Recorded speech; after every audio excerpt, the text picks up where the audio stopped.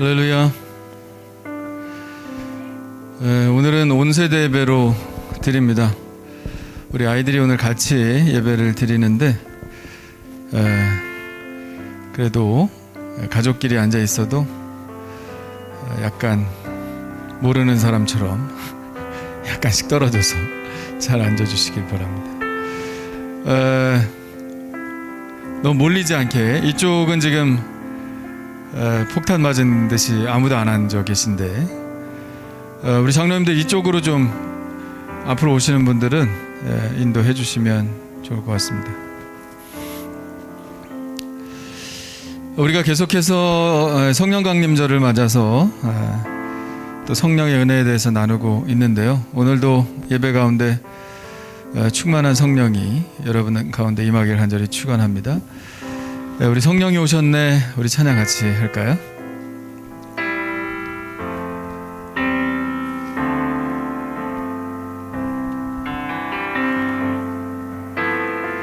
허무한 시절 지날 때 깊은 한숨 내쉴 때 그런 풍경 보시며 단식하는 분 있네.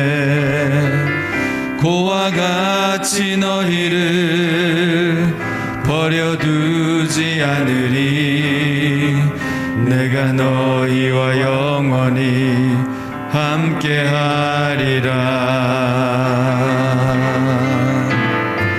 성령이 오셨네. 성령이 오셨네. 내 주에 보내신 성령이 오셨네. 우리 인생 가운데 친히 찾아오셔서 그 나라 꿈꾸게 하시네. 억눌린 자 갇힌 자 자유함이 없는 자 피난처가 되시는 성령님 계시네. 주의 영이 계신 곳에 잠자유가 있다네. 진리의 영이신 성령이 오셨네. 성령이 오셨네. 성령이 오셨네. 내 주에 보내신 성령이 오셨네. 우리 인생 가운데 친히 찾아오셔서 그 나라 꿈꾸게 하시네. 성령이 오셨네. 성령이 오셨네. 성령이 오셨네. 내 주에 보내신 성령이 오셨네. 우리 인생 가운데 친히 찾아오셔서 그 나라 꿈꾸게 하시네. 성령이 오셨네. 성령이 오셨네. 성령이 오셨네. 내 주에 보내신 성령이 오셨네. 우리 인생 가운데 친히 찾아오셔서 그 나라 꿈꾸게 하시네. 그 나라 꿈꾸게 하십니다. 그 나라 꿈꾸게 하시네.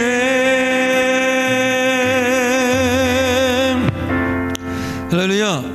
오늘도 성령께서 주시는 꿈 꾸며갑시다. 성령께서 우리에게 주신 꿈이 얼마나 위대하고 큰지 오늘 분명하게 감격하고 돌아가는 시간 되기를 간절히 축원합니다. 자, 옆 사람 인사합시다. 잘 오셨습니다. 잘 오셨습니다. 잘 오셨습니다. 하늘교회 오신 여러분 환영합니다. 우리 하늘교회는 하나님을 모르거나 하나님을 알지만 하나님과 의미 있는 관계를 맺지 못하고 있는 사람들이 하나님과 친밀한 관계를 맺고 하나님 나라를 위한 헌신된 제자로 성장하도록 돕는 공동체입니다.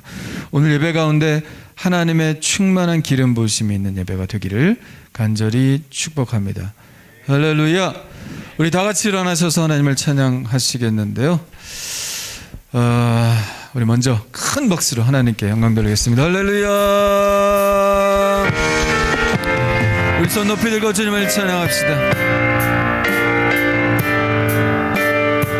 주의 영광 이곳에 가득해. 할렐루야. 주의 영광 이곳에 가득해. 우린 선에 주님과 함께 찬양하며 우리는 전진하리. 모든 열방 주 볼 때까지 내 눈 주의 영광을 내 눈 주의 영광을 보네. 우리 가운데 계신 주님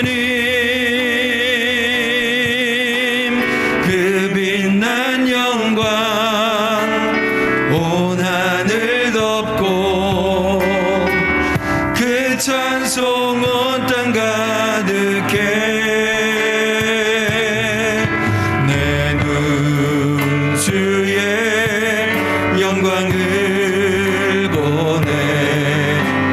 찬송 가운데 서신 주님의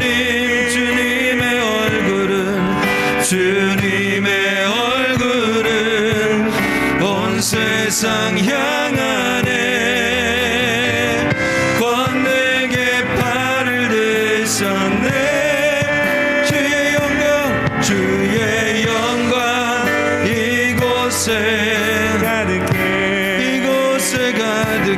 우린 선에 주님과 함께 찬양하며 우리는 전진하리. 모든 열방 주 볼 때까지 주의 영광 이곳에 가득해. 할렐루야. 우린 선에 주님과 함께 찬양하며 우리는 전진하리. 모든 열방 주 볼 때까지 모든 열방 주 볼 때까지 모든 열방 주 볼 때까지. 할렐루야. 하나님 영광 받아 주시옵소서. 할렐루야. 자리에 앉으셔도 좋습니다. 우리 함께 통성으로 합심하여 기도하겠는데요. 오늘 드리는 예배가 하나님께 드리는 최상 예배가 되게 하여 주시옵소서. 오늘 말씀에 기름 부어주시고 그 말씀이 바로 나를 향한 말씀으로 들려지게 하여 주시옵소서. 오늘 예배를 통해서 하나님과 인격적으로 만나고 오늘 정말 우리의 마음의 치유, 몸의 치유가 일어나며 우리의 삶의 회복이 일어나게 하여 주시옵소서. 우리 주 한번 부르짖고 합심하여 기도합니다. 주여. 할렐루야. 오늘 예배를 잘 드리길 원합니다. 예배가 아버지 잘 드려진다는 것은 하나님께서 이 예배를 통해서 영광 받으신다는 것입니다. 주여 아버지 하나님과 가인의 예배가 되지 않게 도와주시고 아벨이 드리는 믿음의 예배가 될 수 있도록 하나님 축복하여 주시옵소서. 믿음으로 하나님께서 아버지 우리에게 나아가고 하라고 하셨사오니 하나님 아버지여 믿음으로 나아가는 자는 하나님이 계신 것과 그리고 그가 자기를 찾는 자들에게 상 주시는 이심을 믿어야 한다고 말씀하여 주셨습니다. 오늘 아버지 주님께서 오늘 우리에게 주실 상을 기대합니다. 하나님 아버지 우리에게 주실 은혜를 기대합니다. 하나님께서 오늘 우리에게 부어주실 그 능력을 사모합니다. 하나님께서 오늘 아버지 우리의 마음에 부어주셔서 말씀하여 주시고 그 말씀에 순종케 하여 주시며 아버지 하나님 순종하는 마음으로 살아가는 저희들 될 수 있도록 인도하여 주시옵소서. 오늘 아버지 예배를 통해서 주님을 만나기를 원합니다. 만나는 감격이 있기를 원합니다. 만나서 아버지 하나님이여 주여 치유받기를 원합니다. 아버지 주님 만져주시옵소서. 아버지 몸에 치유가 일어나며 마음에 치유가 일어나며 아버지 상처 회복이 일어나고 아버지 하나님이여 정말 우리의 삶에 어려운 부분들이 온전하게 해결되는 시간이 되길 원하오니 주님 축복하여 주시고 은혜를 베풀어 주시고 아버지 하나님 오늘 우리의 삶을 온전하게 회복시켜 주시옵소서. 할렐루야. 충만한 예배가 되길 원하오니 성령으로 충만케 부어 주시옵소서. 할렐루야. 하나님 감사합니다. 주님께서 오늘 예배 가운데 역사하여 주실 줄 믿습니다. 성령께서 충만하게 부어주실 줄 믿습니다. 하나님 차고도 넘게 하나님 아버지 넘치도록 넘쳐 흘러가도록 주님께서 부어주실 줄 믿습니다. 우리의 힘으로 살 수 없사오니 성령님 기대합니다. 성령님 오셔서 아버지 하나님 우리를 충만히 채우시고 하나님은 우리보다 더 큰 우리 하나님이 함께 하시는 놀라운 우리를 만들어 주옵소서. 아버지 그래서 사명 감당하고 아버지 하나님의 주의 나를 위해서 힘쓰며 하나님 아버지의 평안을 누리는 그런 삶을 살게 하여 주시옵소서. 오 할렐루야. 우리 다 같이 기도하겠습니다. 사랑의 주님, 거룩하고 복된 주일을 허락하시어 찬양하며 경배하며 예배를 드릴 수 있도록 인도하여 주심에 감사드립니다. 주님 사랑 안에서 자유함을 주시고 주님의 자녀로 살아가게 하셨음에 감사드리며 찬양과 영광을 드리니 주님 홀로 높임을 받으시옵소서. 지난 한 주간 지은 죄를 고백하며 회개하오니 용서하여 주시고 우리의 연약함을 버려주지 마시고 주님의 영광으로 채워주시고 새 힘을 주시며 능력을 부어주시고 주님을 위해 충성과 헌신을 다할 수 있는 영광된 삶을 살게 하여 주시옵소서. 호국 보훈의 달을 맞이하여 부모님 세대들이 나라와 민족을 위해 어려웠던 시기에 눈물로 기도로 하나님의 도우심을 간구하며 목숨을 바침으로 주님께서 이 나라를 지켜주시고 부강한 나라로 세워주심을 자녀 세대들이 알게 하여 주시고 주님의 주권이 세움받음을 깨닫게 하여 주옵소서.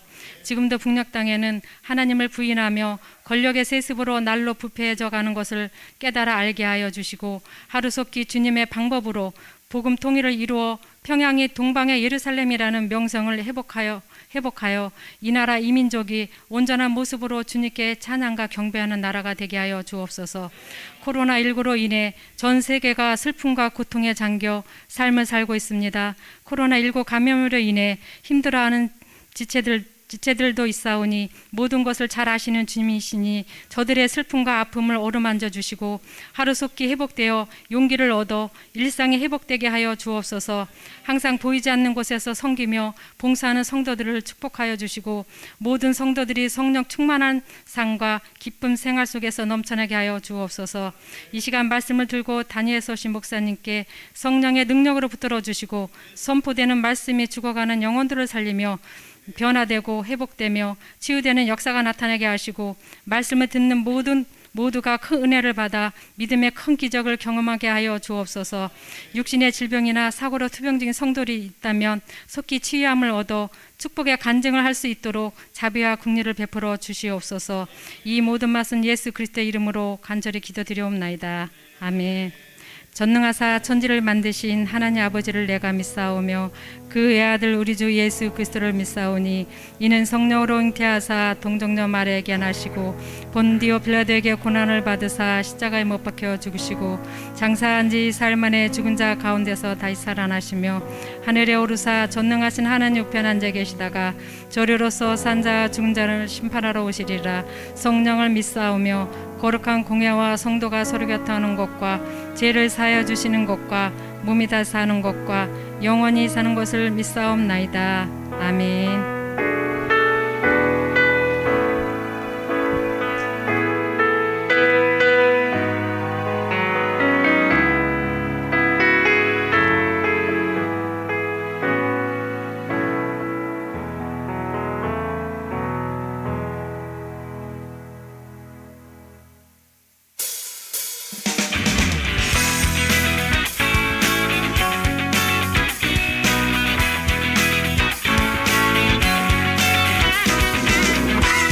학교에 오신 방문자분들과 새가족 여러분들을 따스한 주님의 사랑으로 환영합니다.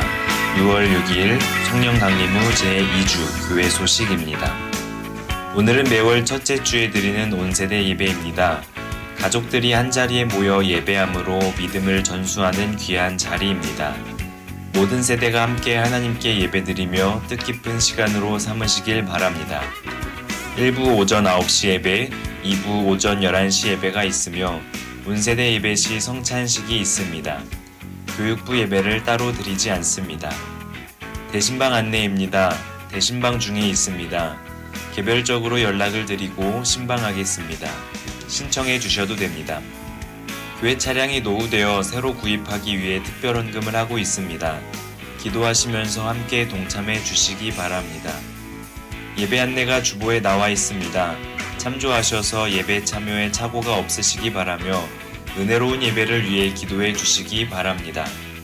코로나19 예배 수칙이 주보에 나와 있습니다. 참조하셔서 안전한 예배를 위해 함께 동참하시는 성도님들 되시기 바랍니다. 이상으로 교회 소식을 마쳤습니다. 하나님의 사랑을 누리며 그 사랑을 세상에 전하는 한 주 되시기를 바랍니다. 감사합니다. 할렐루야. 혼자 오신 분도 계시지만 오늘 자녀들과 함께 예배에 참여하셨습니다.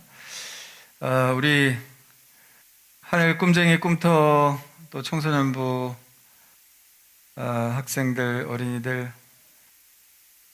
따로 예배 드리는 게 훨씬 좋겠지만 한 달에 한 번은 우리 부모님과 함께 예배하는 이 순간을 또 잘 기억하고 가끔 어른 설교도 듣는 게 유익합니다. 그러니까 뜻깊게 생각하셨으면 좋겠고, 자, 우리 혼자 계신 분도 계시지만 혼자 계신 분은 하나님 손 붙잡고 가족끼리 오신 분은 가족 손 붙잡고, 자, 따라합시다. 붙잡으셨어요? 네. 나와 내 집은 오직 여호와만 섬기겠노라. 다시 한번, 나와 내 집은 오직 여호와만 섬기겠노라. 아멘. 네, 대대 믿음이 전수되는 축복이 여러분의 가정에 있기를 간절히 축원합니다. 네, 오늘 시청에서 나와서 또 점검을 하고 갔습니다. 그래서 오늘은 제가 네, 대신방 중입니다. 여러분, 대신방 미리 받기를 원하시는 분은 신청하시면 저녁 시간에는 또 가능한 시간 에서 할 수 있도록 하겠습니다.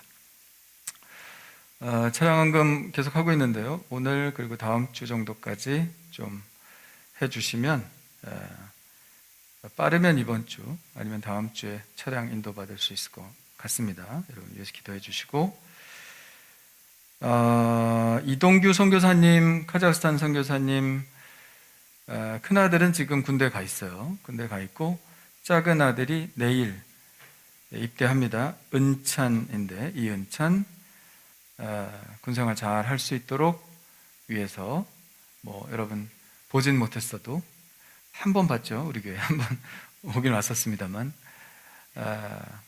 그 위해서 기도 많이 해주시기를 바랍니다.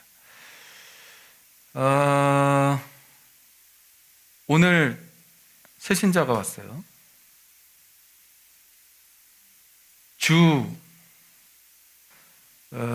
제이라고 새 신자가 왔습니다. 앞으로 나올까요? 정상아 집사님의 아들 주제이가 오늘 첫 교회에 출석했습니다. 여기로 올라올 수 있으면 그래야 잘 보일 것 같아요. 앞에 보시고 엄마도 잘 보이고 아기도 잘 보이게. 이쁘죠? 아유, 기다렸습니다. 아기다리 고기다리 했습니다. 우리 제이를 위해서 우리 같이 기도하겠습니다. 손은 내가 마지막에만 얹을게요. 애가 불편해할까봐. 네, 기도하겠습니다. 하나님 아버지 감사합니다. 제이가 첫 교회에 출석하게 하시니 감사합니다. 어린아이가 내게 오는 것을 금하지 말라. 하나님의 나라는 이런 자들의 것이다 말씀해 주셨습니다. 이런 자들이란 하나님의 나라를 받아들이는 자를 말합니다. 부모의 신앙을 따라, 엄마의 신앙을 따라 우리 제이가 신앙을 쭉쭉 받아들일 수 있도록 도와주시고 그 마음의 힘으로 작용할 수 있도록 도와주옵소서. 세상에 많은 사설들이 있고 주의들이 있고 주장들이 있지만 오직 하나님의 말씀만이 정말 진리이다 하는 사실을 어려서부터 하나하나 깨달아 나갈 수 있도록 도와주시고 하나님만 신뢰하여 복받는 저희의 삶이 될 수 있도록 인도해 주시옵소서. 부모님 책임감을 가지고 신앙으로 잘 양육할 수 있도록 도와주옵소서. 그동안도 힘든 시간들을 보냈지만 앞으로 또 참고 인내할 시간들이 참 많이 있습니다. 하나님께서 도와주셔서 기도하면서 이 아이에게 어떻게 행해야 할지를 하나님 가르쳐 주시고 그 답대로 행할 수 있는 우리 부모의 믿음이 될 수 있도록 인도해 주시옵소서. 우리 제이의 삶에 장애물을 치워주시고 벽을 무너뜨려 주시고 사막에 강을 내시고 광야에 길을 내시는 축복이 있기를 원합니다. 건강하게 하시고 지혜롭게 하여 주옵시고 사람에게 사랑받게 하시고 하나님께 사랑받는 귀한 아이로 성장할 수 있도록 축복하여 주옵소서. 성부, 성자, 성령 하나님의 놀라운 축복이 우리 제이의 삶에 영원히 함께할 지어다. 아멘. 아무도 사진을 안 찍었나요? 혹시?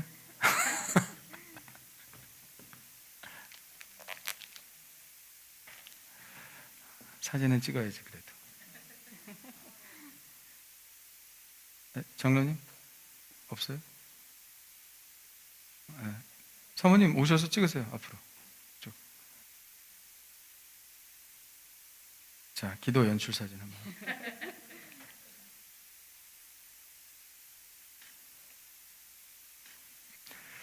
네, 우리 아기 성경인데 첫 성경 잠자기 전에 늘 읽어주시고 네, 말씀을 양육하기를 바랍니다. 받을 손이 없네. 네. 제이 큰 박수로 축하하고 네, 건강하고 행복하기를 바랍니다. 네,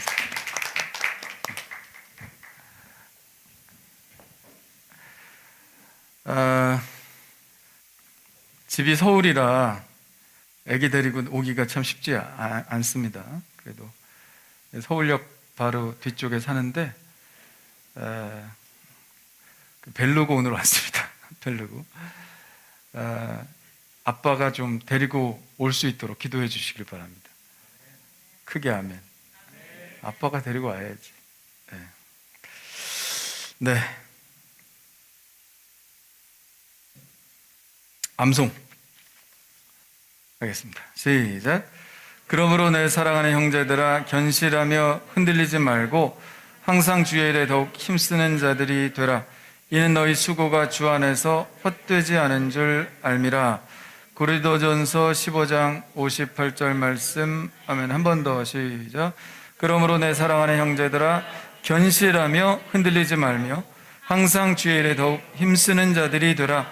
이는 너희 수고가 주 안에서 헛되지 않은 줄 알미라. 고린도전서 15장 58절 말씀. 아멘. 자, 찬양으로 한번 해보겠습니다.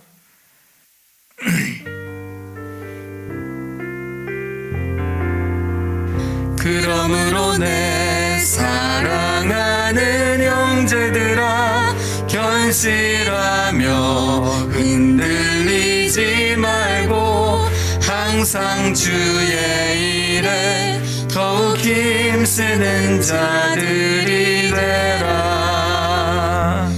이는 너희 수고가 주 안에서 헛되지 않은 줄 알미라.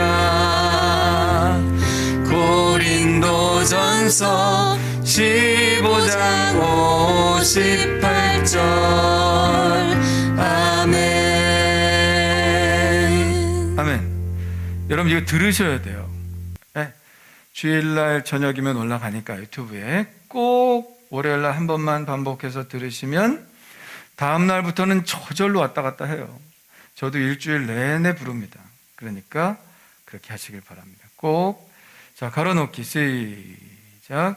그러므로 내 사랑하는 형제들아, 견실하며 흔들리지 말고 항상 주의 일에 더욱 힘쓰는 자들이 되라. 이는 너희 수고가 주 안에서 헛되지 않은 줄 알미라. 고린도전서 15장 58절 말씀. 아멘. 안 보고 시작. 그러므로 내 사랑하는 형제들아, 견실하며 흔들리지 말고 항상 주의 일에 더욱 힘쓰는 자들이 되라. 이는 너희 수고가 주 안에서 헛되지 않은 줄 알미라. 고린도전서 15장 58절 말씀. 아멘. 잘하셨어요. 자, 이번 주 암송입니다. 시작. 너희가 피곤하여 낙심하지 않기 위하여 죄인들이 이같이 자기에게 거역한 일을 참으신 이를 생각하라. 히브리서 12장 3절 말씀. 아멘. 우리 찬양으로 한번 해보겠습니다. 크게 들어주세요.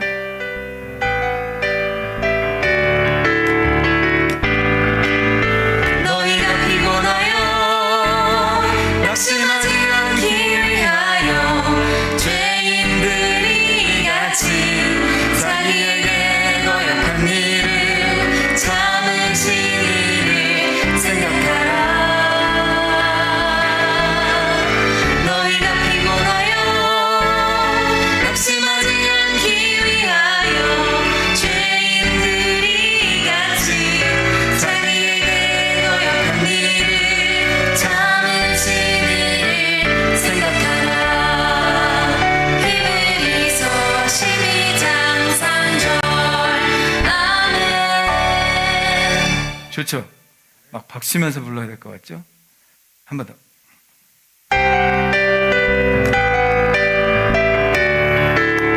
하나, 둘, 셋, 넷. 너희가 피곤하여 낙심하지 않기 위하여 죄인들이 같이 자기에게 거역한 일을 참으신 이를 생각하라. 너희가 피곤하여 낙심하지 않기 위하여 죄인들이 같이 자기에게 거역한 일을 참으신 이를 생각하라. 히브리서 12장 3절. 아멘. 좋죠? 엄청 좋죠? 강요하는 것 같아. 좋아요. 네. 자, 말로 한번 더 해보겠습니다. 시작. 너희가 피곤하여 낙심하지 않기 위하여 죄인들이 같이 자기에게 거역한 일을 참으신 일을 생각하라. 히브리서 12장 3절 말씀. 아멘. 그러니까 뭐예요? 참으라는 거예요. 참으라. 누구를 바라보고 참으라? 예수님을 바라보고 참으라. 예수님이 참으셨던 것처럼 참으라. 옆에서 속 긁는 사람이 있죠? 자식이 긁을 때도 있고, 남편이 긁을 때도 있고, 이웃집 사람이 긁을 때도 있고, 그렇지만 예수님이 자기를 거역한 사람들을 참아내신 것처럼 우리도 참아야 한다. 물론 못 참을 때도 있지만 그래도 저 말씀 기억하고 참아야 한다. 예, 인내함으로 결실하신 여러분 되시길 간절히 축원합니다. 자, 오늘 말씀은 사도행전 2장 37절로 42절입니다. 한 가지 더 광고할까요? 오늘 여름 행사 때문에 교육부 우리 선생님들 잠깐 모여야 될 것 같으니까 우리 장로님들 예배 후에 잠깐 모여서 좀 얘기를 하고, 그리고 교육부는 카페에서 좀 모여 계시면 여름 행사에 대해서 좀 의논하도록 하겠습니다. 그러니까 교사들 또 부장님들 참여해 주시길 바랍니다. 자, 사도행전 2장 37절부터 42절까지 같이 읽겠습니다. 시작. 그들이 이 말을 듣고 마음에 찔려 베드로와 다른 사도들에게 물어 이르되 형제들아 우리가 어찌할꼬 하거늘 베드로가 이르되 너희가 회개하여 각각 예수 그리스도의 이름으로 세례를 받고 죄 사함을 받으라. 그리하면 성령의 선물을 받으리니 이 약속은 너희와 너희 자녀와 모든 먼데 사람 곧 주 우리 하나님이 얼마든지 부르시는 자들에게 하신 것이라 하고, 또 여러 말로 확증하며 권하여 이르되 너희가 이 패역한 세대에서 구원을 받으라 하니 그 말을 받은 사람들은 세례를 받으매 이날의 신도의 수가 3,000이나 더하더라.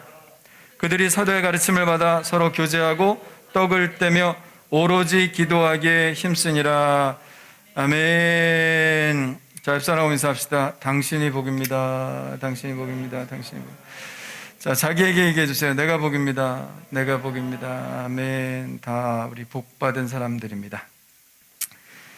자, 불신자가 예수 안 믿는 사람이 예수를 믿는 건 참 어려운 일이죠. 네, 어려운 일입니다. 분명히 어떤 계기가 있어야 예수를 믿게 되죠. 병이 걸렸다든지, 누가 정말 마음을 너무 괴롭게 한다든지, 뭐 어떤 상황들, 그런 상황들, 내가 주를 좀 붙잡아야 되겠다, 이런 계기가 없으면 예수 믿기가 사실 그리 쉽지는 않아요. 그러나 부모의 신앙을 물려받은 모태신앙인이라 할지라도 예수님을 그냥 다니던 대로 다는 게 아니라 진짜 인격적으로 주님을 내 삶의 구주로 영접하고 인격적인 관계를 맺는 것은 쉽지 않습니다. 특히 이런 부모가 있다면 더 그렇겠죠. 지금부터는 쪼크입니다. 너무 진지하게 듣지 마세요. 한 꼬마가 아이랑 교회를 가는데 교회 가는 길에 애가 자꾸 장난을 치는 거예요. 애 데리고 교회 가려면 얼마나 바빠요.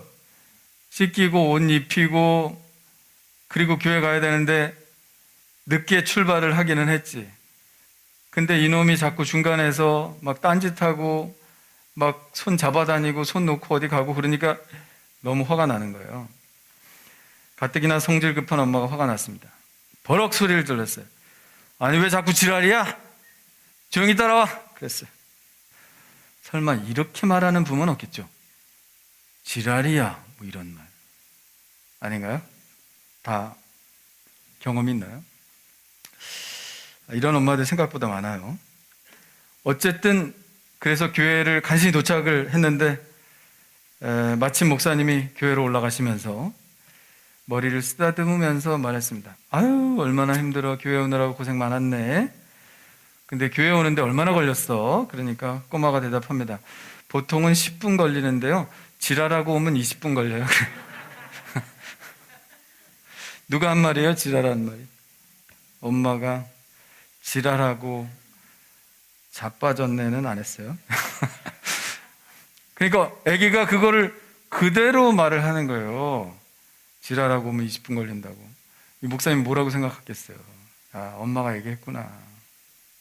예수 믿는 부모들 말 조심, 행동 조심해야 되겠죠?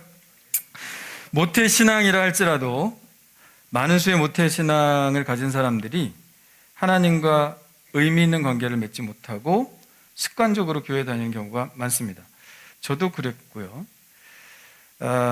그런데 모태신앙이라 할지라도 하나님과 만나게 되는 어떤 그런 계기가 분명히 있습니다.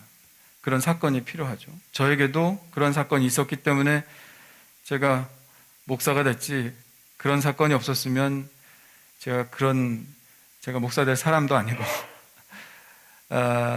그러지 못했을 것입니다. 계기가 분명히 있어요.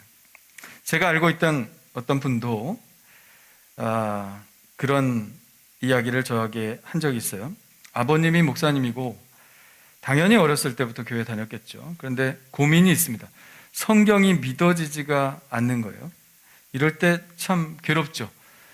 아버지 목사님이고 주변 사람들 다 교회 다니고 교회에서 성도들은 아멘 할렐루야 하는데 자기는 그냥 흉내만 내고 있는 모습이 너무 괴로웠던 것이죠. 그러다가 성경을 읽다가 이거 좀 이상한데? 이거 정말 믿어야 되는 거 아니야? 이러한 계기가 있는 성경 말씀이 있었는데 그것이 바로 오늘 여러분과 함께 읽은 이 본문이었습니다. 자, 무슨 얘기인가 하면 복음서에 나오는 베드로는 그렇게 훌륭한 사람이 아니죠. 마태복음, 마가복음, 누가복음, 요한복음에 나오는 베드로의 모습을 보십시오. 성급하고 말만 많죠. 영용심만 강하지만 용기를 발휘해야 될 때는 비겁하기 짝이 없습니다. 배운 것이라고는 고작 고기를 잡는 것뿐이었습니다. 복음서에 나오는 베드로는 그렇게 신통치가 않아요. 그런데 오늘 사도행전 이 본문 말씀 보십시오. 그가 설교를 하니까 몇 명이 회개를 했다고요? 3,000명이나 회개하고 돌아왔어요. 놀라운 일 아닙니까? 완전히 다른 사람이에요.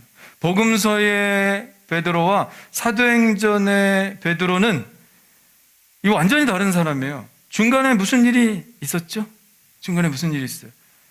시간적으로는 얼마나 됩니까? 많아야 50일이거든요. 한 달 반 사이에 베드로가 갑자기 확 바뀌었어요. 담대하게 사람들 앞에서 막 복음을 증거합니다. 지난주에 제가 방언의 의미를 가 무엇인가에 대해서 베드로가 이야기한 거 설명을 했었죠. 그게 바로 베드로 설교입니다. 베드로가 얘기한 거 아닙니까? 요엘서의 본문을 인용해서 베드로가 한 것은 뭐예요? 방언의 의미는 뭐예요? 이제 새로운 시대가 열렸다. 그리고 새로운 일을 하나님께서 시작하신다. 모든 만민에게 하나님께서 그래서 성령을 부어주셔서 사역자로 삼으신다라고 하는 것이 바로 방언의 의미라고 베드로가 쫙 설교하지 않습니까? 기억이 나요? 안 나요? 한 사람만 나네. 그래서 제가 주보를 바꿨습니다. 지난주 설교 기억하시라고. 지난주의 중요한 부분을 이렇게 인용해서 써놨습니다. 보시면 기억이 날까요? 보고도 기억이 안 나면 그건 문제가 있어요. 보고도 기억이 안 나면. 그래서 여러분 한 주 더 생각하고 가시라고 주보에 넣어놨습니다. 기억나시죠? 네. 안 물어보겠습니다. 대답이 하도 시원찮아서. 여러분 그게 베드로의 설교예요. 놀랍죠? 오늘 말씀처럼 이 베드로가 그 설교를 했을 때 단번에 3,000명이나 되는 사람들이 예수를 믿고 회개하고 즉시 세례를 받았다. 야, 하루에 3,000명 회개하고 우리 하늘교회 교인이 되면 엄청날 거예요. 그죠? 이 연회에서, 경기 연회에서 올해 부흥하는 교회에 봉고차 한 대씩 준다고 봉고차를 내걸었어요. 8대를 내걸었습니다. 8대. 그래서 저도 봉고차 타고 싶은데 열심히 우리 전도하고 기도하고 하면 봉고차 탈 수 있을 것도 같아요. 아멘이 없는 거 보니까 안 될 것 같네. 3,000명 교회 나오면 하루에 3,000명 회개하고 나오면 뭐 봉고차 우리가 다 받는 거지 뭐. 자, 어쨌든 이것을 계기로 해서 베드로와 다른 제자들이 지중해 전역에 복음을 전했는데 생각해 보세요. 그 무식한 사람들이 복음을 전했는데 단 몇십 년 만에 이 지중해 주변의 모든 나라들, 뭐 이태리, 로마, 터키, 뭐 시리아, 저 아래쪽에 이집트 북쪽에 알렉산드리아 뭐 이런 쪽에 거의 예수의 복음이 전파됐습니다. 예수를 믿고요. 놀라운 일이 일어났죠. 막강한 영향력이 펼쳐지게 되었습니다. 그래서 그분이 생각했다는 거야. 이 도대체 무슨 일이지?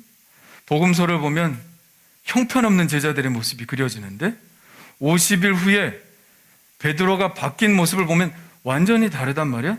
뭐가 있구나라고 생각했다는 거예요. 이 중간에 뭐가 있지 않으면 이 사람들이 이렇게 바뀔 수가 없다. 이들이 이렇게 변화될 수가 없다. 사람이 아무리 공부를 하고 훈련을 받는다고 해서 50일 동안 바뀔 수가 있을까요? 바뀔 수가 없죠. 그래서 이분이 이 말씀을 보고 뭔가 있겠구나 하는 생각을 하고 그때부터 성경을 보기 시작했다는 거예요. 그리고 지금은 목사님이 되셨죠. 우리 교회에서도 와서 한번 말씀을 전하셨죠. 2016년 신년 축복성회 때 와서 말씀 전하셨더라고요. 한 3일 홍광수 목사님, 제 중고등학교 시절에 배석원 전도사님. 무슨 얘기인지 아세요? 제 중고등학교 시절에 그분이 교육 전도사님이셨어요. 근데 딴 설교도 좀 생각나는 설교가 있는데 이 설교가 제 마음에 많이 남았습니다. 본인이 어떻게 해서 성경에 접근하게 되었다는 이야기를 하셨는데 지금도 기억에 남아요. 왜 그럴까요? 저도 그때 그렇게 생각했거든요. 아, 정말이구나. 뭔가 있구나. 그렇게 형편없었던 제자들이 50일 만에 이렇게 변했어? 뭔가 있구나 라고 생각했던 거죠. 저도 그때 그렇게 생각을 했습니다. 여러분, 중요한 것은 옛날 얘기가 아니죠. 그때 변화시키셨던 성령님이라면 지금도 우리를 변화시켜 주실 줄 믿습니다. 왜요? 그때 하나님이나 지금 하나님이나 똑같은 하나님이시기 때문이죠. 어떻게 우리의 삶에도 이런 변화가 있을 수 있을까요? 어떻게 우리가 이 변화의 주인공이 될 수 있을까요? 그것은 성령님을 제대로 알아야 됩니다. 성령님은 어떤 분이시냐? 성령님은 우리의 한계를 뛰어넘게 하시는 분이라는 믿음이 여러분 안에 있어야 될 줄 믿습니다. 우리가 지금 한계를 분명히 지니고 있지만 성령 받으면 모든 것들이 변할 수 있다. 모든 한계가 무너질 수 있다라고 하는 사실을, 그 가능성을 믿어야 돼요. 그 믿음이 있는 사람들에게 하나님께서 역사하십니다. 자, 복음서의 베드로와 사도행전의 베드로, 중간에 무슨 사건이 있었죠? 잘 아시죠? 성령 강림 사건이 있었습니다. 예수님의 제자들뿐만 아니라 이 성령 강림 사건은 많은 사람들에게 큰 반향을 일으킨 사건이었어요. 그 전과 그 이후는 완전히 달랐습니다. 성령 받은 사람들이 방언을 하기 시작하니까 사람들이 관심을 갖기 시작하죠. 특별히 외국에서 살다가 오순절 지키러 온 사람들이, 유대인들이죠. 그들도 놀라움을 금치 못했습니다. 방언을 들어보니까 우리가 사용하던 말을 막 한단 말이에요. 너무 신기했어요. 성경에 보니까 그들이 다 놀라 기이 여기며 이렇게 말했다고 합니다. 보라, 이 말하는 사람이 다 갈릴리 사람이 아니냐. 아니, 외국에서 살다 온 사람도 아니고 갈릴리 사람이 어떻게 이런 언어를 구사할 수 있느냐. 약간 기분 나쁘죠? 갈릴리가 뭐길래. 아니, 어떻게 갈릴리 사람들이 이런 말 하지? 약간 기분 나쁜 얘기예요, 여러분. 여러분이 갈릴리 사람이라면 좀 듣기 기분 나쁜 얘기예요. 우리는 갈릴리라고 생각하면 좀 낭만적인 느낌을 갖습니다. 예수님이 배 타고 말씀 전하시고 해변에서 고기 구워주시고 오병이의 기적이 일어나고, 갈릴리 하면 뭔가 낭만적이에요. 진짜 성지순례 가보시면 낭만적이긴 해요. 정말 들판에 드넓은 호수에, 야, 낭만적이긴 합니다. 그런데 그 당시의 사람들에게는 그러지 않았습니다. 일단 멀리 떨어진 곳이었죠. 수도에서. 그래서 갈릴리라는 말의 뜻이 뭐냐면 주변 지역이라는 뜻입니다. 변방, 이게 바로 갈릴리라는 말의 뜻이에요. 그러니까 지역적으로 본다면 큰 인물이 날 수 없는 곳이죠. 요한복음에 보면 재밌는 부분이 있는데요. 먼저 예수님을 만난 빌립이 자신의 친구 나다나엘에게 예수님을 소개합니다. 선지자가 예언한 메시아를 내가 만났는데 그 사람이 바로 나사렛 예수다. 그러니까 나다나엘이 있다가 콧방귀를 껴요. 아니, 무슨 나사렛에서 선한 사람이 날 수 있느냐, 그렇게 얘기를 합니다. 나사렛이 어디예요? 갈릴리 지역의 한 도시거든요. 마을이거든요. 그러니까 갈릴리 지역이라는 데가 얼마나 낙후된 지역이었는지를 알 수가 있죠. 자, 다른 나라 말로 방언하는 사람들의 말을 듣고 이 말하는 사람들이 다 갈릴리 사람이 아니냐라고 말한 것은 그때 갈릴리 사람들에 대한 인식을 그 사람들이 그대로 한 말입니다. 자, 갈릴리 사람들이 이런 언어 구사력을 가질 이유가 없다는 것이죠. 놀랄 수밖에 없었습니다. 자, 예수님의 제자들은 하나같이 그런 사람들이었어요. 야고보와 요한은 성질이 불같은 사람이라고 했고, 베드로는 좀 경솔한 사람이라는 것을 우리는 너무나 잘 알고 있습니다. 나머지 제자들도 그리 똑똑한 사람들은 아니었던 것으로 우리가 생각이 됩니다. 그런데 우리가 주목하는 것은 그들이 한순간에 변했다. 배운 게 없고 교양 없고 가진 것 없는 사람이어서 그 사람들이 늘 사람들에게 무시당하던 사람들이었지만 그 갈릴리 사람으로서의 한계, 사람들이 갈릴리 사람들은 이런 사람들인데 라고 규정짓는 그 한계를 훨씬 뛰어넘는 사람이 되었다는 것입니다. 할렐루야. 어떻게 이런 일이 가능했을까? 한 가지 방법밖에 없습니다. 오순절 성령 강림이 임하셨던 것이죠. 성령이 임하시면 우리에게도 이런 가능성이 있을 줄 믿습니다. 사람들이 우리에게 규정하고 있는 그 틀을 벗어날 수 있는 것은 바로 성령께서 우리 안에 역사하실 때 일어난다는 사실을 믿으시기를 바랍니다. 한국 초기 기독교 역사에 보면 성령께서 우리의 한계를 뛰어넘게 하셔서 역사하신 이야기들이 많이 있는데요. 그 중에서도 박성춘이라는 인물을 들 수 있습니다. 출신은 백정 출신입니다. 백정이 뭐 하는 사람인지 알죠? 소 잡고 돼지 잡고, 그래서 사람들이 굉장히 무시했던 가장 밑바닥의 신분을 가진 사람이 바로 백정입니다. 당연히 여러 가지 사회적 한계를 지닌 사람이었죠. 감히 사람들 앞에 얼굴을 들고 다닐 수도 없는 그런 신분의 사람이었습니다.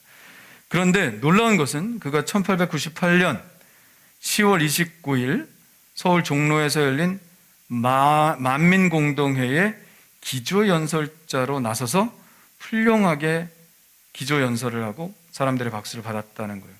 만민공동회는 서재필 선생이 독립협회에서 주도하는 토론회 광장이었습니다.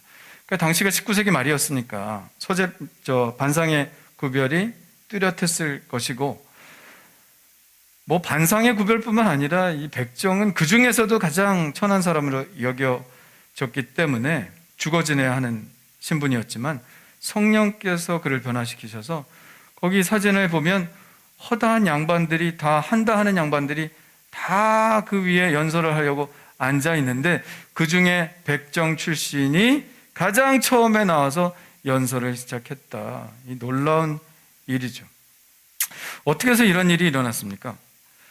백정이었던 그에게 어느 날 학교에 대한 소문을 들었어요. 서양 선교사들이 학교를 세웠는데 고아들이나 가난한 집 아이들을 데려다가 가르치기도 하고 먹이기도 하고 그런다. 그런 얘기를 듣고 이 아들 봉출이만큼은, 박봉출, 아들 봉출이만큼은 내가 그를 가르쳐서 백정으로 살지 않게 하겠다.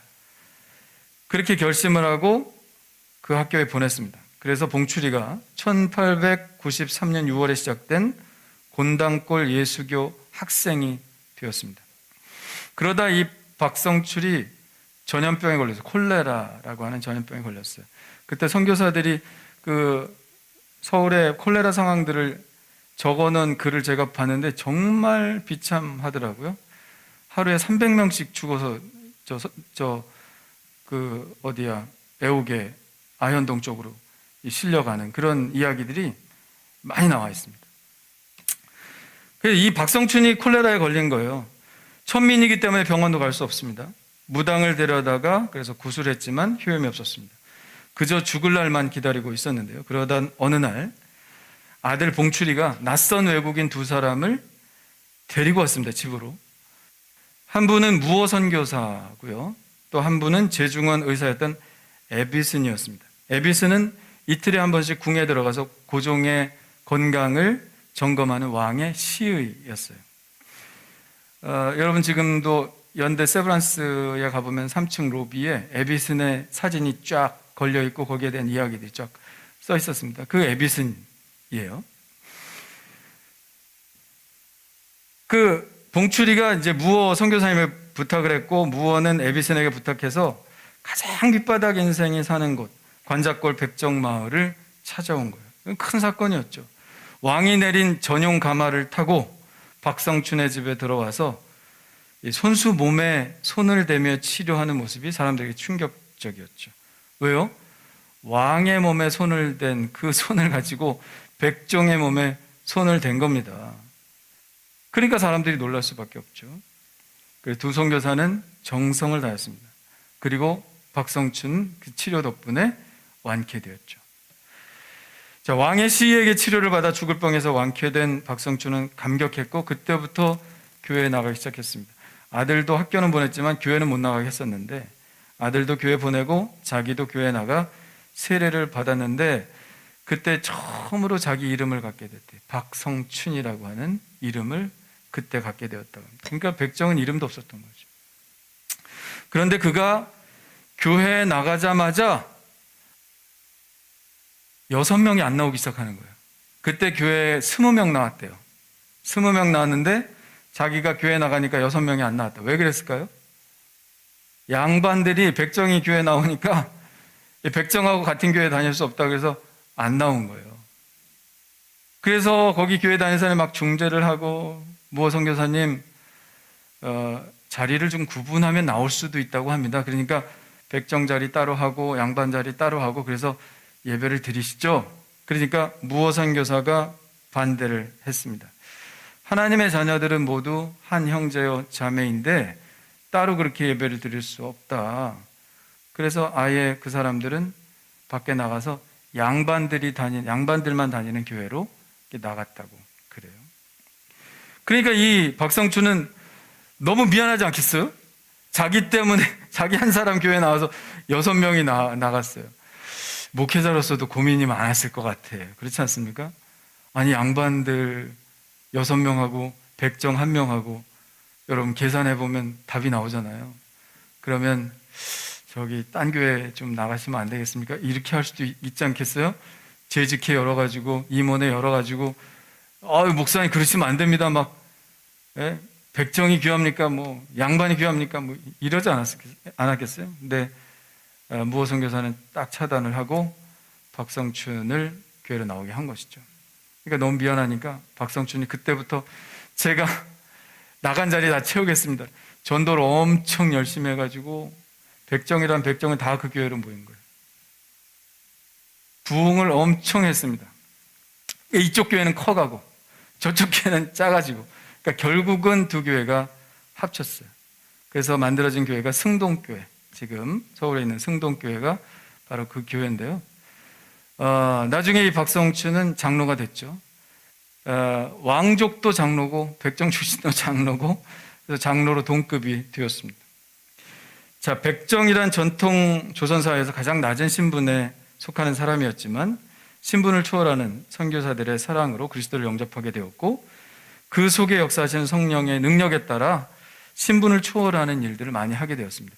예수를 믿으면 뭐가 좋냐면 내가 사람의 기준이나 사람의 말에 내 가치가 결정되는 것이 아니다 하는 확실한 깨달음이 있어요.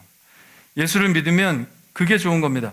하나님이 나를 귀한 존재로 만드셨다. 할렐루야. 나는 사람들이 백정이라고 하지만 하나님께서 그 아들 예수 그리스도를 보내주셔서 나를 위해 보혈을 흘려주셨다. 내가 얼마나 귀한 존재냐. 내 존재, 가치에 대한 스스로의 평가가 굉장히 높아지는 거죠. 그러니까 나는 더 이상 백정으로 살 수 없다.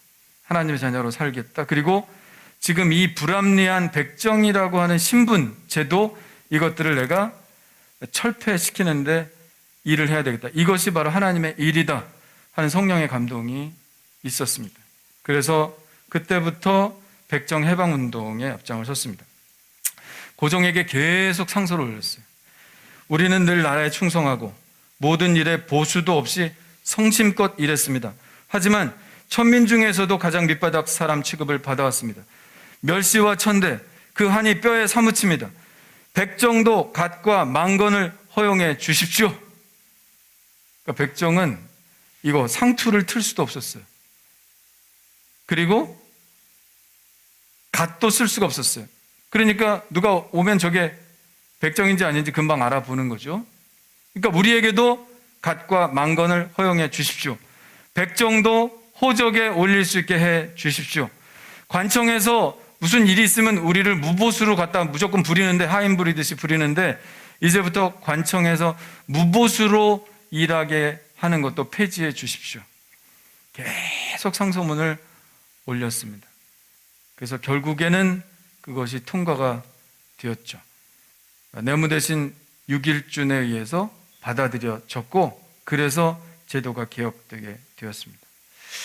놀라운 일이죠. 백정에게 가해졌던 그 모든 신분 제약의 규정을 정부가 철폐를 한 것이죠. 그는 백정사회의 지도자로 급부상을 했고, 이 같은 배경에서 독립협회 66명의 총대위원 중 한 사람이 된 것입니다. 그리고 그의 아들, 아까 봉출이라고 했죠.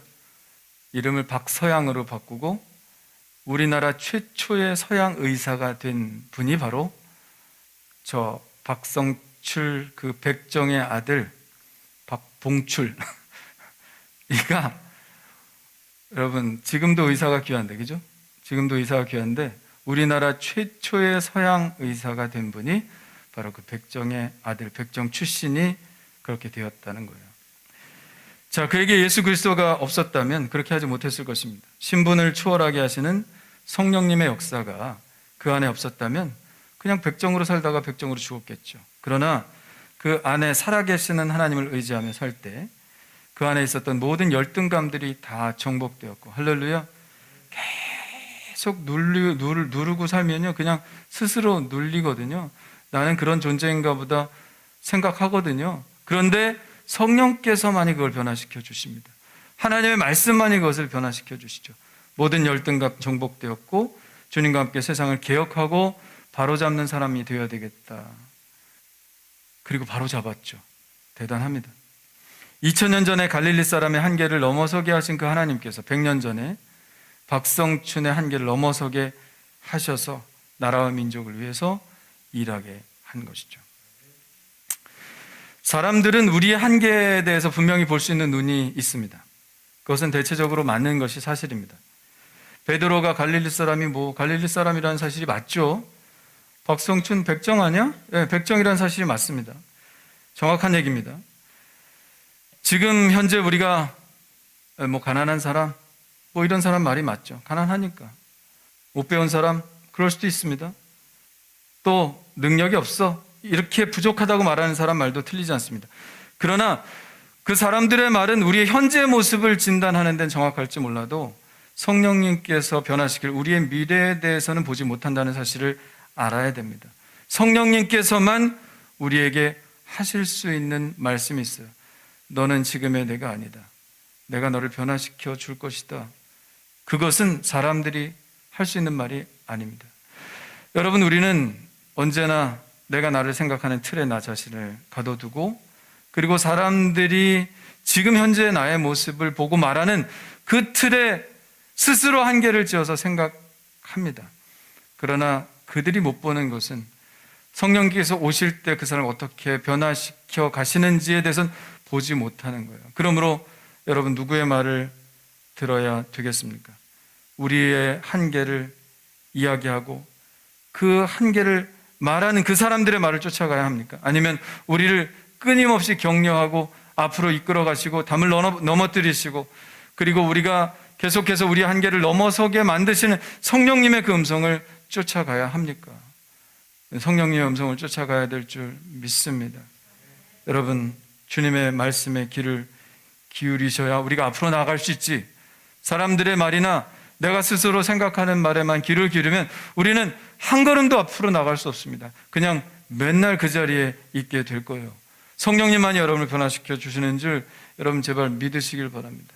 그 성령님께서 여러분을 이끌어 가시도록 여러분의 삶을 맡기셔야 합니다. 베드로가 바뀌었다면 성령님께서 오시면 우리도 바뀌게 될 줄 믿습니다. 우리는 이래서 안 됩니다. 이래서 못합니다. 나는 입이 둔합니다. 나는 아는 것이 없습니다. 나는 외모가 출중하지 못합니다. 나는 돈이 없습니다. 이런 핑계를 대고 어떻게든 주님께서 우리 모든 그리스도인들에게 동일하게 부여하신 그 소명에서 벗어나려고 하지만, 그러기 이전에 우리가 성경을 믿는다면, 이 성경이 진리라고 믿는다면 주님의 보좌 앞에 나아가 성령께서 나를 도우시고 채우시도록 오히려 간구해야 될 것입니다.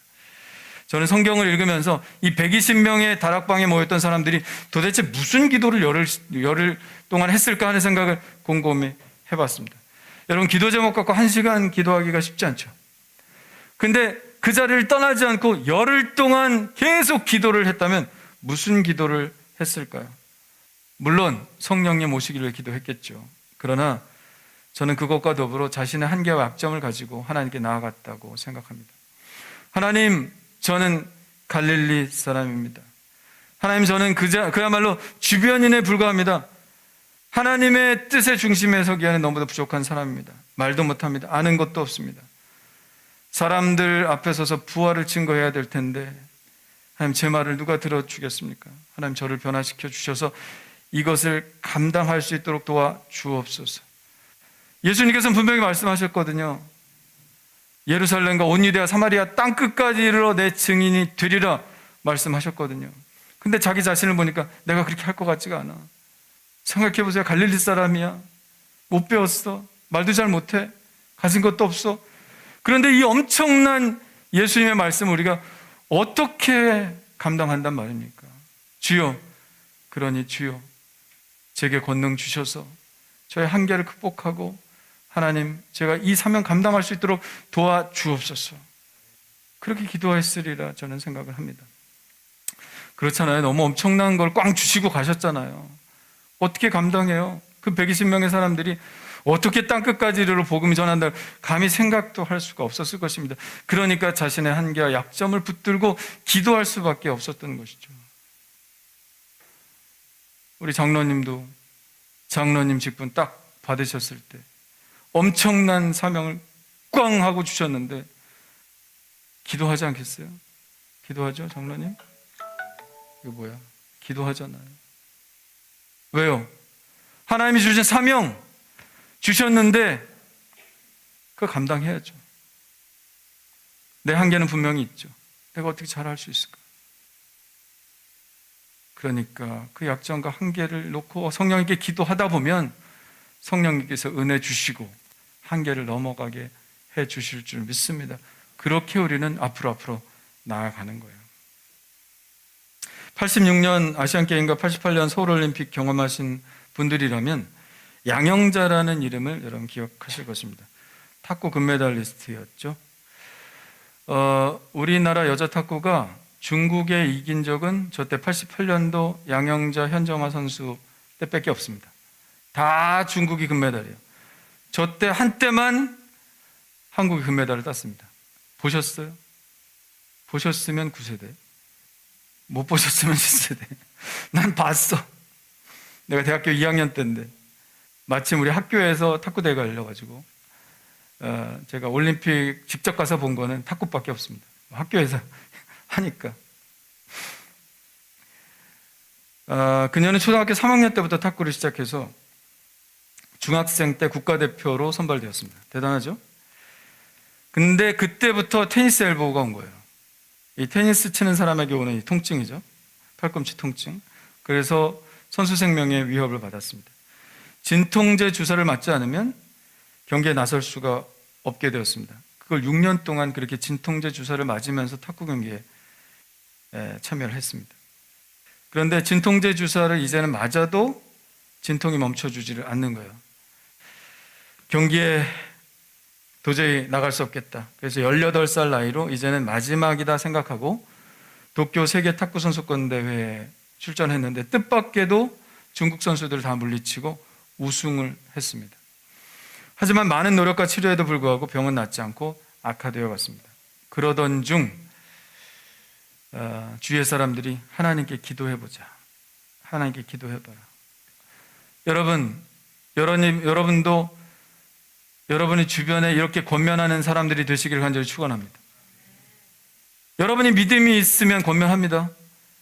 근데 믿음이 없으면 맨날 병원에나 가봐 이런 소리나 하지. 같이 기도하자. 하나님이 고쳐주실 것이다. 하나님이 치료해 주실 것이다. 여러분 안에 믿음이 있어야 믿음이 전파되는 거예요. 그러니까 양영자 옆에 있던 사람들이 믿음으로 하나님께 하나님께 기도하라고 권유해 본 겁니다. 그래서 해도 방법이 없으니까 그냥 한번 해보자 하는 마음으로 별 생각은 없었대요. 기도원에 갔습니다. 그때 하나님의 은혜가 임한 거죠. 십자가에서 피 흘리셨던 예수 그리스도를 영접하기로 했을 때 바로 그 순간 6년 동안 그녀를 고질적으로 괴롭히던 테니스 엘보가 극적으로 치유된 거예요. 그 순간 하나도 안 놀라는 것 같아요. 네? 기도하고 간구하고 예수 그리스도를 영접하는 그 순간에 모든 병이 확 치유가 된 거예요. 얼마나 놀랍습니까? 예수를 만난 거죠. 예수를 만나서 그녀의 삶의 목적이 완전히 달라졌습니다. 이제는 자신의 명예가 아니라 하나님을 하나님께 영광을 돌리기 위해서 내가 라켓을 잡겠다. 인생의 목표가 달라졌습니다. 하지만 그 뒤에도 시련은 닥쳐왔습니다. 또다시 간염으로 쓰러지고 말았는데요. 간염 환자를 대표단에 소속시킬 수 없다는 이유로 국가대표에서 탈락되었습니다. 그러나 그녀는 절망하지도 않고 포기하지도 않고요. 선수촌엔 못 들어갔지만 열심히 라켓을 놓지 않고 계속 연습을 했습니다. 결국 다시 국가대표에 복귀할 수 있었고 86년 아시안게임에서 현정화 선수와 더불어 중국팀을 물리칠 수 있었죠. 그러나 간염은 계속 심해졌고 모두들 이제는 끝났다, 현정화는 끝났다 했습니다. 그러나 하나님은 그때마다 양영자 선수를 다시 일으키셔서 88 서울올림픽 때도 국가대표로 출전할 수 있게 하셨습니다. 현정화 선수와 경기하기 전에 간절히 기도하면서 매 경기를 치렀다고 그래요. 결국 중국과 또 만난 복식 결승전, 결승전 당일 두 선수가 또 두 손을 맞잡고 간절히 기도했습니다. 그리고 하나님은 그녀들의 기도를 들어주셨죠. 아무도 넘을 수 없을 것이라는 올림픽의 중국의 벽을 기도로 넘어선 것입니다. 그녀는 그래요. 이것은 우리의 능력으로 한 것이 아니다. 그러지 않겠습니까? 한 번도 그런 적이 없는데 연약함을 강하게 만들어주시는 주님을 간절하게 의지하고 약함을 가지고 나갔던 그 기도의 능력이었기 때문이라고 그는 말합니다. 그녀는 그래서 1997년에 가족과 함께 선교사로 파송이 되죠. 몽골의 선교사로 파송이 돼서 그 몽골 사람들에게 탁구를 가르치면서 선교 활동을 활발히 하고 2004년도에는 중국 내이멍구에 들어가 선교를 하고 2012년까지 그렇게 선교 활동을 하고요. 지금은 대한체육회 소속 꿈나무 탁구 감독을 맡고 있습니다. 제가 올해도 유튜브에 보니까 현정화 선수의 간증이, 현정화가 아니라 양영자 선수의 간증이 있더라고요. 아유, 얼마나 은혜로운지 몰라요. 여러분 유튜브에서 양영자 선수 간증 이렇게 치면 지금까지 제가 잠깐 얘기했지만 그 모든 과정들을 간증으로 잘 들으실 수 있습니다. 그러니까 여러분 오늘 가셔서 여기서도 은혜 받고 거기서도 은혜 받으시길 바랍니다. 양영자 선수, 아유 얼마나 신실한지 몰라요. 정말 예수를 만난 그 감격이 그의 인생을 완전히 변화시켰고, 다른 사람들은 선수 끝나면 뭐 그냥 의미 없게 보낼 수가 있는데 선교하면서 얼마나 삶을 불태우고 있는지 몰라요. 여러분 우리 모두의 약함을 가지고 있습니다. 우린 갈릴리 사람이라는 한계를 가지고 있을 수 있습니다. 약함이라고 하는 한계를 가지고 있을 수밖에 없습니다. 포기하느냐 아니면 계속해서 나가느냐, 우리는 포기하게 되는 경우가 참 많이 있습니다. 그러나 그때 여러분 포기하지 마시고 여러분의 그 약점을 붙들고 한계를 붙들고 하나님의 보좌 앞으로 나아가시기를 바랍니다. 성령께서 여러분을 임하시면 성령님께서는 여러분의 그 약함과 한계를 넘어설 수 있게 하셔서 끊임없이 앞으로 나가게 해 주실 줄 믿습니다. 사람들의 말과 우리 자신들이 나를 바라보는 것에서는 우리가 소망을 바라볼 수 없지만 우리보다 더 잘 아시는 성령님께서 우리의 가장 좋은 미래의 모습으로 우리를 계속해서 이끌어 가게 하실 줄 믿습니다. 현재를 넘어서지 않고는 우리는 좋은 미래를 기대할 수가 없습니다. 그러나 우리는 항상 현재에 묶여 있죠. 성령님만이 우리를 미래로 인도하실 수 있는 분이고 우리의 한계를 넘어서게 하실 수 있는 분이니 오직 여러분 성령님만 의지하시기를 바랍니다. 연약하고 부족해도 성령님께서 우리를 이끌어 하나님의 나라를 이루는데 우리 모두를 사용하시고 여러분의 인생도 가장 가치 있고 아름답게 이끌어 주실 줄 믿습니다. 기도하겠습니다. 하나님 아버지 감사합니다. 우리를 이끄시는 분은 성령님이심을 고백합니다. 우리의 부족함과 연약함 속에서 늘 좌절하고 실망합니다. 나는 왜 이것밖에 안 되지? 나는 왜 이렇게 태어났지? 내 환경은 왜 이러지? 사람들이 비웃듯이 저 갈릴리 사람 아니야? 하고 비웃는 비웃음을 저는 저 자신에게 더 크게 합니다. 그러나 무슨 일이 일어났습니까? 50일 사이에 무슨 일이 일어났습니까? 아니 열흘 사이에, 아니 하룻밤 사이에 무슨 일이 일어났습니까? 성령께서 오셨습니다. 그리고 그들의 한계를 벗겨주셨습니다. 철갑같이 두르고 있던 그 틀을 벗겨주시고 박스 밖으로 빠져나오게 하셨습니다. 주여 아버지 하나님이여, 우리의 힘으로 가능하지 않으나 성령께서 하신 줄 믿습니다. 그 성령의 역사가 우리 눈에 분명한데 우리는 여전히 사람들이 하는 말에 우리 자신을 가둬두고 있습니다. 내 지금의 상태에 내 자신을 가둬두고 있습니다. 오 주님, 그러나 이것은 나의 모습이 아닙니다. 성령님께서 나를 더 귀하고 아름다운 모습으로 변화시켜 주실 줄 믿습니다. 그것이 외면이든 내면이든 우리가 성령님만 의지할 수 있도록 도와주시고, 나를 가장 잘 아시고 인도하시는 그분 의지하며 나갈 수 있게 하여 주옵소서. 나를 사랑하셔서 나를 위해 살과 피를 내어주신 주님께서 오늘 내가 너를 사랑한다고 말씀해 주시고, 내가 오늘 내 집에 유하여야 되겠다 말씀해 주십니다. 오 주님, 우리의 마음을 열고 주님의 거룩한 성찬을 받아들입니다. 주님의 몸과 주님의 살과 피를 우리 안에 받아들입니다. 우리 안에 계신 성령님으로 말미암아, 그리스도의 영으로 말미암아 더 우리다운 사람, 더 나 자신다운 사람이 될 수 있도록 하여 주옵소서. 하나님이 창조하셨을 때 그 아름다운 모습으로 회복되게 하여 주옵소서. 오늘 그 은혜가 우리에게 있기를 원하오니 우리가 주님의 몸을 거룩한 마음으로 받게 하여 주옵시고, 아버지 하나님께서 우리 안에 들어오시는 것에 대해서 아버지 환영할 수 있는 귀한 시간 될 수 있도록 인도해 주시옵소서. 이제 조용히 기도하심으로, 조용한 기도 드리심으로 여러분의 죄를 회개하시길 바랍니다. 그리고 성결한 마음으로 주님의 거룩한 성찬을 받읍시다.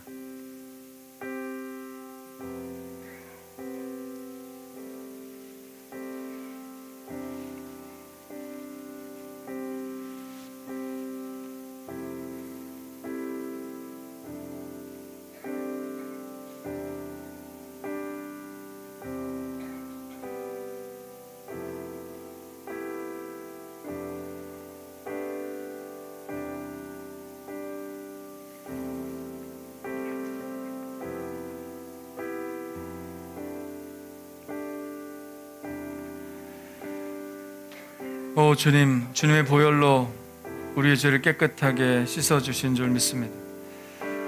우리가 아는 모든 거리낌들, 아니 우리가 알지 못하는 거리낌들도 주님 앞에 드리오니 주님께서 거룩한 보혈의 피로 깨끗이 씻어주시고 거룩한 성찬을 받기에 부족함이 없는 마음이 될 수 있도록 인도해 주시옵소서. 만일 우리가 우리의 죄를 자백하면 그는 미쁘시고 의로우사 우리 죄를 사하시며 우리를 모든 불의에서 깨끗하게 하실 것이요.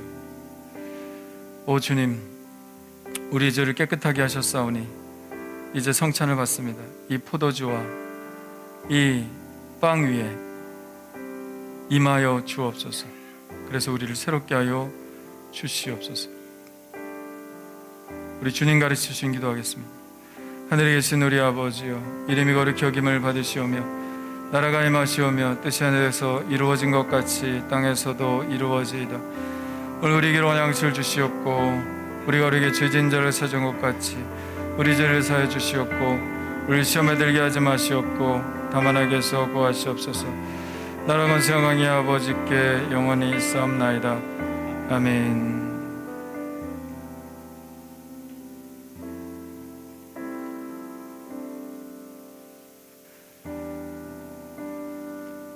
보시옵소서. 아버지여, 우리를 위해 찢기신 당신 아들의 몸입니다.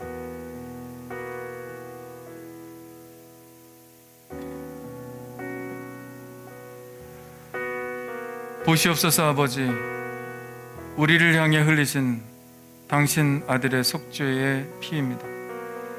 이제 예수 그리스도의 희생의 제사 위에 우리의 몸도 얹어 드리오니 우리를 받아 주옵소서. 그리고 다시 그 제물을 우리에게 주시사 우리가 서로가 서로에게 나눔으로 말미암아 우리가 하나 됨을, 그리고 하나님께서 우리를 서로 화목하게 하셨음을 우리가 분명하게 느끼고 화목의 제사를 서로 드릴 수 있게 하여 주옵소서.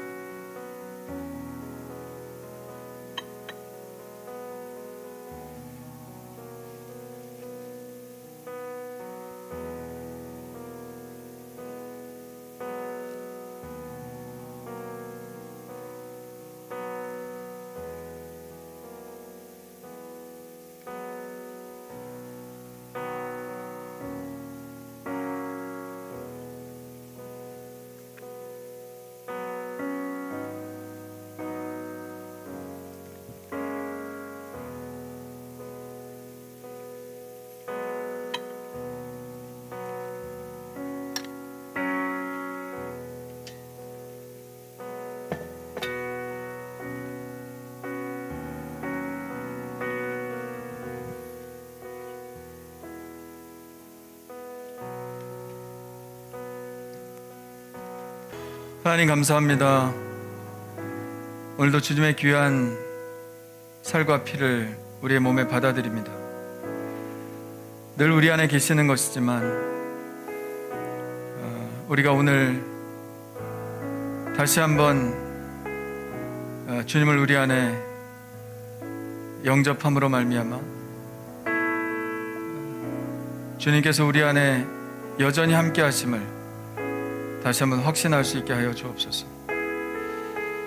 너는 나보다 더 큰 일도 하리라 말씀하신 주님, 성령의 역사가 있을 때 그렇게 되는 줄 믿습니다.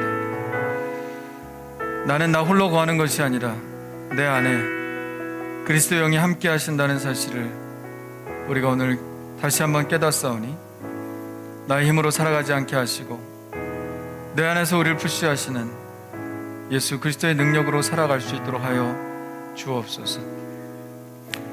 주님께서 우리를 위해 희생하셨듯이 우리도 서로를 위해 희생할 수 있게 하시고 주님께서 우리를 위해 주셨듯이 우리도 서로에게 주게 하여 주옵소서. 서로 사랑하며 그리스도의 몸으로 하나 된 하늘교회 모든 성도들 될 수 있도록 도와주시며 지금도 소외되어 살고 있는 자들에게까지 주님, 우리가 그들과도 하나됨을 느끼며 함께 돌보는 저희들의 삶이 될 수 있도록 인도해 주시옵소서. 오 주님, 우리 안에 오셔서 감사합니다. 우리를 하나 되게 하신 주님을 찬양합니다. 예수님의 이름으로 기도하옵나이다. 아멘. 우리 다 같이 일어나셔서 주만 바라볼지라 찬양하시면서 준비하신 예물을 하나님께 드리시겠습니다.